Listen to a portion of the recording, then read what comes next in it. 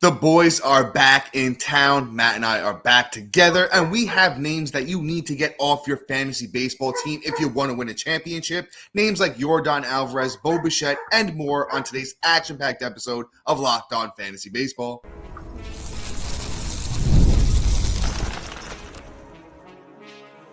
You are Locked On Fantasy Baseball, your daily fantasy baseball podcast. Part of the Locked On Podcast Network, your team every day. Hello, fantasy baseball fanatics, and welcome to the Locked On Fantasy Baseball podcast, brought to you by the Locked On Podcast Network, your team every day. As always, we're your number one source of fantasy baseball knowledge, and thank you for making us your first listen each and every day. I'm your host, Dominic Martino, and I was going to say joined by my brother, my co-host, my partner in crime. Well, he is about to be right back, so he is technically here, Matthew Ahne. As you can see if you're watching on YouTube, and if you are watching on YouTube, make sure you hit that little bell below. It's going to subscribe you to the channel and give you notification every time we drop a new episode. Or if you're listening on the audio side of things, once again, please make sure you're subscribed. And if you're listening on a platform like Apple or Spotify, that allows 5-star ratings and reviews. I would truly appreciate it if you do that for us as well. And lastly, but you know what's going to be the most fun is joining Matt and I on the Insider's Track. Listen, through this home stretch here, I know a lot of you are competing for a championship this week or maybe next week. If you need that little final push to get you over the edge, join us on the Insider's Track, where we offer so much more than we can in these 30-minute episodes. And, guys, today's episode is brought to you by Game Time. Download the Game Time app and create an account and use the code LOCKEDONMLB for $20 off your first purchase. Matt, you almost made me look real bad. I said the boys are back in town. I was getting real excited, and then we lost you there for a second, but you're back, and I was telling the fans, I promise you he'll be back. I didn't lie to you guys. I know it's been a while, a lot of scheduling conflicts. Matt's a father of 2. I have a dog, a wife, and so much stuff going on that, sometimes Matt and I just help each other out kind of timing-wise, and, we do it when we can. But we're back. There's going to be a lot more of the two of us, to come over the next couple of weeks, so be prepared. But, Matt, we're trimming the fat again today. We got hurt guys. We got guys that just aren't, doing it. So get these names off your team if you have them. But, Matt, who do we have up first today? All right. First, I guess it comes with some unfortunate news. Yordan Alvarez has now gone down probably to the IL with a pretty significant sprain is what they're calling it. And what does that mean for Yordan Alvarez and your fantasy team? Well, it means that you are going to be down one of your best players and a guy that you've been holding on all year and has done absolutely nothing to really contribute to your total outcome. So if you, by some miracle, are in the championship and Yordan Alvarez is on your team, well, then you probably don't need him. If you're in a redraft league, you're going to automatically, just go ahead and press the nice little drop it like it's hot, because honestly, there's no point of even holding on to him at this point. It's just a full blown drop it like it's hot. Drop it like it's hot. Drop it like it's hot. Drop it like it's hot. So, I mean, look, Alvarez at this point, injury bug really caught him. It is what it is. Dynasty, keeper leagues, you kind of got to hold on to him, unfortunately. It just kind of, it is what it is at this point. So, you hope for next year, but, redrafts, see you later. Yeah, Matt, not too much else to say. I will say this, and, maybe I could be wrong here. But, Yordan's getting a little bit older, 28 this year, 29 next year. I'd say in Dynasty and Keeper type formats, I'd at least, at minimum, just shoot the text out there to everybody. Hey, Yordan's on the chopping block, see which kind of offers you get for Yordan, because bad track record of injuries, knee issues. I think there was a back issue at some point, now they're talking ankle, was a hand earlier in the year, oblique issues. Just as I look through his injury history, just a lot of different stuff through the track record of Yordan. Of course, when he's out there, he's one of the better players in baseball. But as he's getting older, if you can trade for some younger upcoming players, have some, potential upside, maybe some draft picks, something like that, I would definitely at least look into it at minimum. Not saying to definitely do it, but at least, talk to people. See what's out there. You never know what kind of offer you might get for, an all-star caliber player like Yordan. But let's keep things pushing. Another, it's going to be a string of unfortunate injury news here at the top.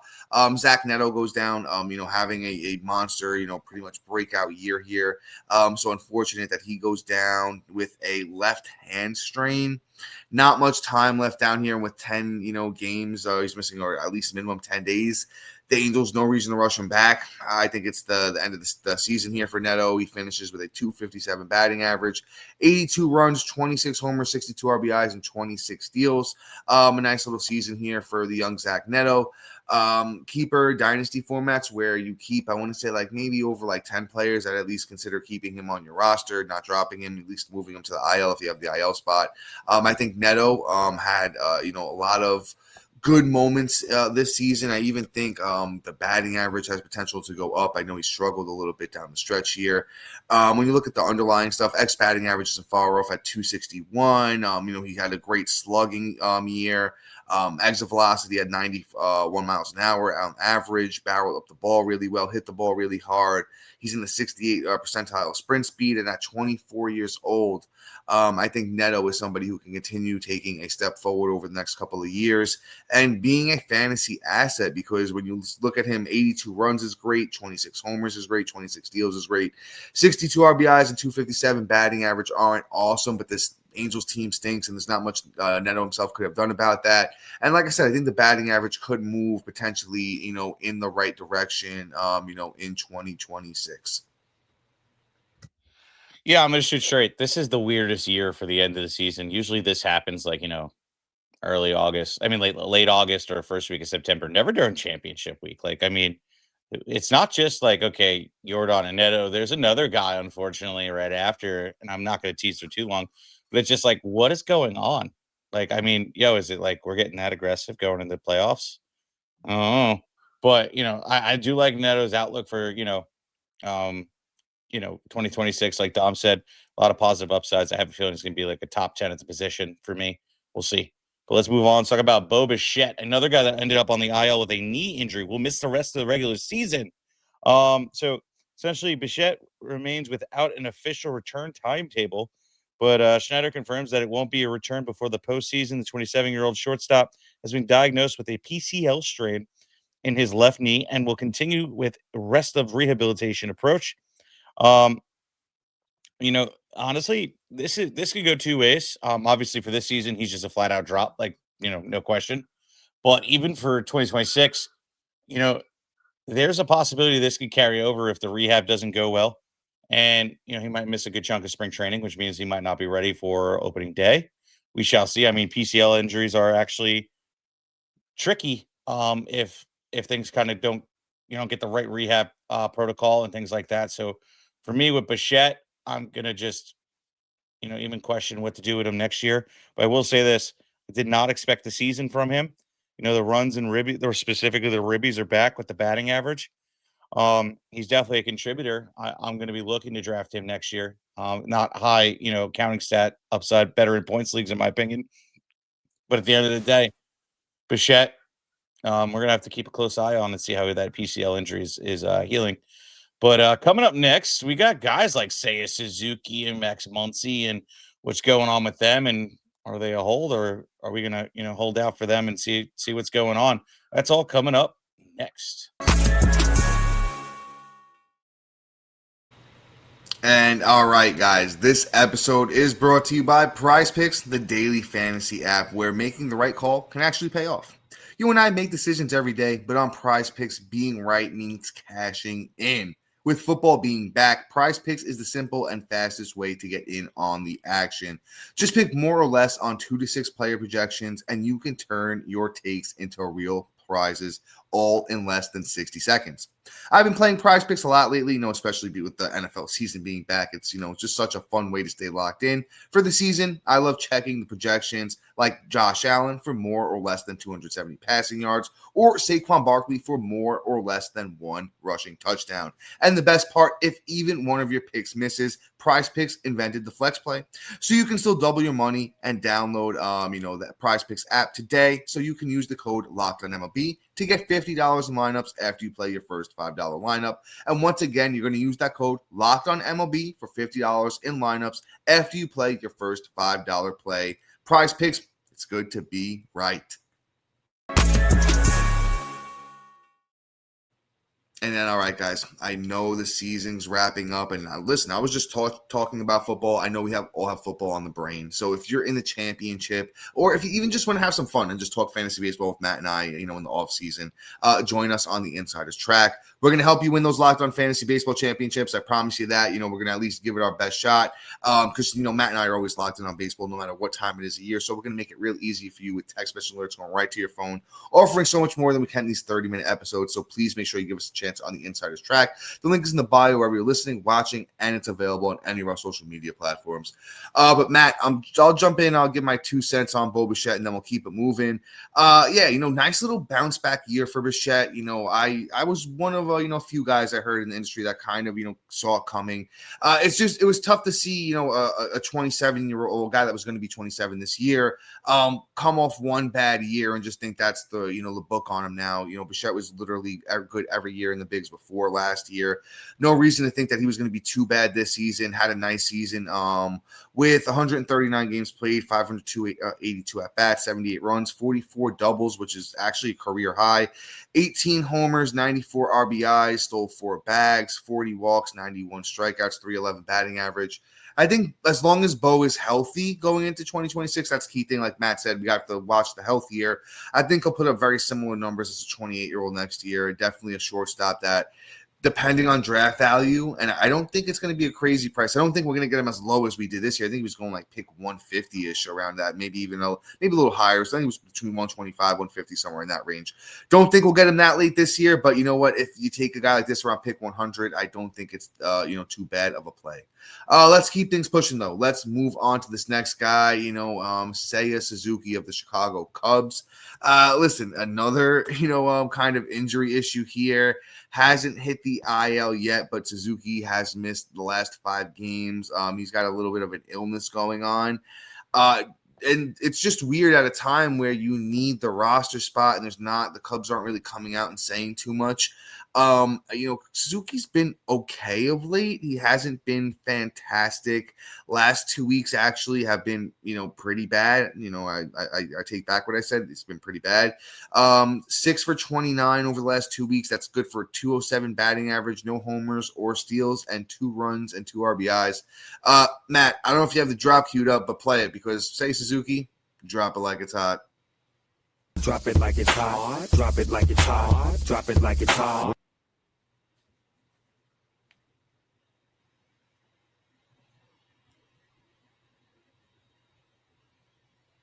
But go ahead, my brother. I don't know if you got any thoughts on. My bad. Go ahead. I was on mute. I said, Okay. yeah. I mean, I always loved the Super Saiyan myself. Unfortunately, I really thought he was just going to keep it going, but you can't at this point. If you're in a redraft league, and I'm quite honest, I don't even know if I'm keeping him in a keeper league. I don't know if he's really worth even holding. It's just really just the roster spot is more important than trying to find somebody that's actually going to contribute versus holding on for next year. So I'm flat out dropping the dude. There's no question. Let's move on. Let's talk about Max Muncy. So Muncy over here, over the last week, has just had 2 runs, a bomb, a rib, and batting 154. Absolutely putrid. 125 over the last 2 weeks. Things just aren't looking hot for the man, and he's getting dropped at an extreme rate.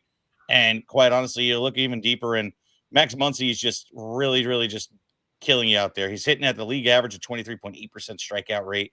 Walking 14%, which is good, but those two should be on a positive regression aspect. But the fact that he's just posting up these kind of numbers and not putting it out there for you, it's looking terrible. He's only barreling 9% of the time, and it's just like, okay, cool. His ex batting average is sitting at 147. I look at all this and I go, is there a bounce back? Is there some positive regression? Not this week. I think it's over. I think it's time for game time. And I think that, quite honestly, you just got to look at it like this. Max Muncy is somebody, if he gets hot, you'll add him. If he doesn't, who cares? Because the only thing that matters is the next, 4 days? That's the only thing that matters. So see you later, Max Muncy. You're not even in contention for keeping. Just drop him like it's hot. Yeah, Matt, I'm with you on this one too. And Muncy in his old age, he's 34 this year. Oblique issue, hand issue, knee issue. It's been multiple different things for Muncy this year. He's been okay when he's been out there. 251 batting average with the 18 bombs and 65 RBIs in only 94 games. But then again, since he's been back on September 8th, he's not playing every day. They're giving him 2 games played, a game off.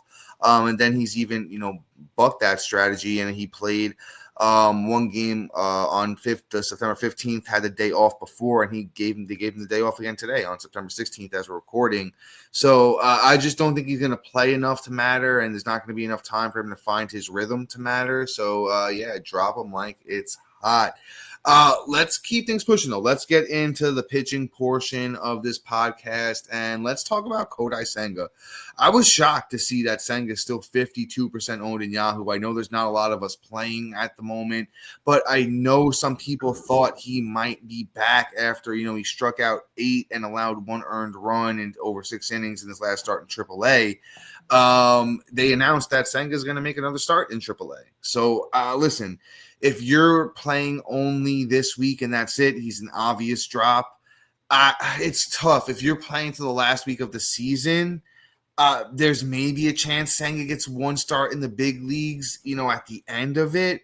I think you could be safe, unless you're playing in a super deep league, like an NL only or, like a 15 or deeper. Maybe those leagues you want to hold Senga in case he gets that 1 last start at the end of the season, and it might be good because I know he's been better in the minors of late. But that's still a crapshoot, man. That's still a real big dart throw that you're holding on to for a real big moment that Senga might not perform in. I'd say this: if there's any kind of better option out there, I'd go with it. I'd drop Senga for that better option. And I know I've played in 15s and NL onlys. It just gets really, really tough in formats like that. So he might be your best option just to hold on and see where it goes. Kind of depends on knowing your league and what your potential options you have out there. I know in shallower formats, anything 12 or shallower, definitely drop them and just move on. But you definitely want to weigh your options in those deeper leagues. I will say this. Look, when it comes to Senga, it's real simple. Where does the Mets see him even slotting in the playoffs? Do they see him as a playoff asset? Because that's really going to determine whether he actually gets the call back up. And if so, does he go into a starting role or do they move him into the bullpen? Because there was already talks about that too. So like the thing Great is point. like does he even if he gets recalled, he could just be in the bullpen and that could be just the outlook because they have other pitchers handling business that have been starting and been successful that didn't need to be sent down. And maybe it's just fatigue, maybe it's just things aren't going right with Senga, even with the progression of him doing well in the minors. So Senga is just going to be an option of just like, hey, it's too ambiguous to hold on to a guy like this, especially of late when, guys posting those kind of numbers. But let's move on. I'm going to move this guy up a little bit. Let's talk about Shane Baz. I feel like Shane Baz is actually important for this week. So in all other circumstances, this dude is a flat out drop. Let me start with that. But if your ERA is absolutely imploded because he starts on Friday against Toronto Blue Jays, and you just need to rake up them strikes and possibly pray that he gets a good performance, this is the perfect guy for you. He has the ability to go out there and get a 12 strikeout game. I don't care what team it is. If he's on, he's got it.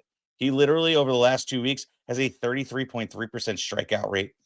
He walks guys like crazy because he's still doing that at a 10% rip, but the Sierra's at a 319, and everything is telling me that, he is able to produce at a level where he's able to at least post up a good fantasy output long enough to get the strikeout numbers. At some point, he is going to get lit up. His LOB percentage is super low, which means he's not been able to get out of out of trouble. So left on base percentage, which means he is getting lit the hell up, hence reflect his ERA. So again, the possibilities of him getting lit up, absolutely possible. But the strategy is, okay, my ERA is imploded and there is no amount of, or statistically a way for me to get that down. Shane Baz is your answer for at least possibly overtaking the K category. So it's a last ditch dart throw. Other than that, do not start him if your ERA is even relatively intact. He is a flat out, I don't even need the drop. I want to scream it from the rooftops. Drop him like a bad habit. Like as bad as somebody wants to stop jury, go to rehab, go to the Shane Boz app because you don't want him on your team, other than for them strikeouts. Well, before I jump in and give my Shane Boz take, and we talk about, a couple young pitchers in Jonah Tong and Brian Bayo, those names and more coming up next. Okay, so most people can't name all their financial accounts and or what they're even worth, whether it's 401k properties or investments. And when you don't have a full picture and you can't end up leaving money on the table, which God, I hate leaving money on the table. It's like, oh God, I got charged an extra $10 and didn't notice it till I got home. That's why Monarch Money. That's why you need Monarch Money. It's an all-in-one personal finance tool that brings your entire financial life together in one clean, easy interface for your laptop or phone. And Monarch's built for people with busy lives like me. I got like 85 kids, at least I feel like, with only two. You have toddlers, you know what I'm talking about. So if you put in organizing your finances, Monarch is for you. Monarch does the heavy lifting for you. You can link all your accounts in minutes, see clear data, visuals, and get smart categorizing your spending, and finally feel in control of your money without ever touching a spreadsheet. And man, I got a few. You don't have to identify, that you aren't saving as much money though as you thought. Monarch helps you notice the insufficient investments, allocations, and discover forgotten 401ks from past jobs. Don't let financial opportunities slip through your cracks. Use the code LOCKEDONMLB at monarchmoney.com in your browser for half off your first year. That's 50% off your first year at monarchmoney.com with Locked On MLB. And there's nothing like the crack of the bat at a baseball game live. The energy of the crowd, the chance to see your team in person. But actually, getting tickets, that's a really annoying part. The queues, the login screen, surprise fees. It takes all the fun out of wanting to go to a game. That's why I use Game Time. The Game Time app gives you the advantage back to the fans. Game Time is fast, easy, backed by Game Time's guaranteed. You'll always get 100% authentic tickets delivered on time at the best price. Plus, all the fees are included, so the price you see is the price you pay. The app is made for super and simple, so I can even see exact view from my seat before buying. Make sure that poll isn't stuck right in front of me. I hate it. And plus, they have this really cool feature called Zone Deals. You pick the section and Game Time picks the seat, and you save big. Honestly, it's faster, cheaper, and less stressful than any other way I've ever bought tickets. Download the Game Time app and create an account and use the code LOCKEDONMLB for $20 off your first purchase. Terms apply. Again, the promo code is LOCKEDONMLB for $20 off. Swipe, tap, ticket, go to Game Time today and download it now. But all right, Tom, please, without further ado, let me stop talking. I listen. I have something to say. Believe it or not, I have something to say here about Shane Boz. I'm so frustrated, man. So frustrated with Shane Boz. Had really high hopes on him coming in for the season. I know you and I drafted him, at a lot of leagues. Just had a really bad season. And I just remember saying to myself at some point, early in the week last week, I was like, Boz has had, 3 pretty good starts in a row. I know the Cubs could be a tough opponent on any night, but I was like, you know what? I said what you said. It's worst case scenario, get me some strikeouts. And yeah, that was the worst case scenario in his last start against the Cubs. 2.1 innings, got 5 strikeouts, gave up 5 runs on 6 hits and 3 walks, and just was really, really bad. He gets, a good Blue Jays team, which is minus a Bichette, which is definitely, a nice little plus for Boz. Matt, you did a great breakdown, so I'm not going to let my emotions get in the way of people competing for a championship this week. So follow what Matt said. We're gonna go with that one here on Boz. But let's keep things pushing here. Let's move on to this next guy. Let's go on to rookie Mets starting pitcher Jonah Tong. And when you think of Mets rookie starting pitchers, usually think of great results. It's been the exact opposite for the young Jonah Tong here so far. His first start was pretty good against Miami, but he's been really bad after that. I'll just give you the overall numbers through 3 starts here for Tong. He has 1 win and 8 1.49 ERA, a 1.71 whip, 11 innings and 13 strikeouts. He gets those San Diego Padres on Thursday, and I mean, listen, I'm not starting him. I think we wait till next year, see what the Mets want to do with Jonah Tong. I wouldn't be surprised if he goes back to the minors next season just to get that fine tuning. He's still pretty young, still could work on some stuff. He has big strikeout upside, but really has to work on the control. He made a lot of strides in the minors this year with the control, Tong did, but hasn't had it here in the major so far with the Mets. And then even if you play into the final week of the season, it looks like he gets the Cubs if the Mets even keep him in this rotation and don't move him to the pen or back to the minors or whatever they want to do with the young Jonah Tong. It's 100% drop it like it's hot. I honestly can't see any format where I'm running Tong out in potential final 2 starts of the season. I completely agree. In all honesty, I mean, everything you said supported by the underlying stats. Yes, he's getting great results in the strikeout range, but ultimately you look at just like, okay, the ERA is sitting at 6.45. He's only producing ground balls 27.8% of the time and allowing home runs and fly balls 33.3% of the time. Guys are barreling against him 22.2% of the time, and his expected ERA is at 8.44, and the FIP does him no favor, right? It's a 10.05 and an expected fix. It's a FIP at 6.27. Everything screams you need to be sent down and get developed a little bit more, my friend. I think the guy has lights out talent, and he's going to be a guy that is going to be one of those like wide awake sleepers. I have a feeling next year we're going to be trying to grab him at the end of the drafts to see if that upside can poke his head out, especially if he has a hot spring. But ultimately, like right now, everything that he's showing on the mound, it isn't lining up for fantasy success and getting you a championship. So yeah, I completely agree with everything you said, Dom. Let's move on. Let's talk about Brayan Bello, the Boston Red Sox. So he's been atrocious too over the last month. Over the last 2 weeks. I apologize. 5.73 ERA through 11 innings with 6 Ks and a 1.18 whip. Things aren't great. I'm gonna straight up say it. His next start comes up against the Athletics. Even though it's at home, still the way Kurtz has just been crushing that ball over the last week, I don't want to touch Bayo with a 10-foot pole. And also, the underlying stats kind of supported as well. Let me get into that. So we look at Bayo as a whole, and he's only striking out guys 12.8% of the time and walking guys 8.5% of the time. Now, let me put that in perspective for you. Usually when there's high strikeout numbers, at least when they're at an average, which averages about 22% on the season for the last 2 weeks, we could at least see some success where he's able to get himself out of trouble. Instead, he's not producing the strikeouts to then get himself faster off that mound. And the amount of time he's walking guys is also not good to reflect his whip, nor is it really getting him off that mound fast enough to keep the run suppressed. His Sierra is sitting at a 5.30, which is atrocious. The ground ball rate is better, but the home run fly ball rate is also pretty decent. But here's the kicker. His expected ERA is still a 4.60. The BABIP is sitting at 2.29. The left on base percentage, which is the biggest, scariest thing for me when you're not producing in the strikeout category and you're walking guys, is guys that he's not getting himself out of trouble, which means he's getting blown up and allowing guys to score runs, which means his ERA is just going to absolutely go nuclear like Hiroshima on you. And you're just say bye-bye to your ERA. So Bayo is a flat-out drop, and his FIP and his xFIP do him no favor at 4.60 and 5.09. Quite honestly, Bayo is not a start whatsoever for you. And again, Kurtz alone could be the one to make your ERA go nuclear against Bayo. Drop him like he's hot.